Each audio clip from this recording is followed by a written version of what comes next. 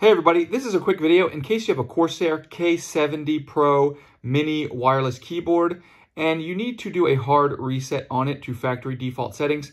There's kind of two reasons you might want to do this. The first is troubleshooting. If your keyboard will not connect to your device or won't pair with your device or keeps disconnecting, or if it seems to be frozen and not responding, a hard reset is a good troubleshooting step to fix these issues.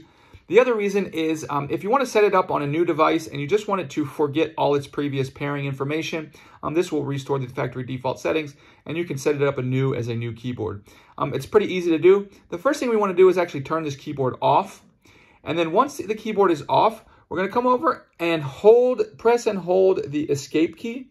And then while we're holding the escape key, we will turn power on the keyboard. Once we power on the keyboard, we'll continue to hold the escape key for several more seconds, at which point the keyboard will turn on at its factory default settings.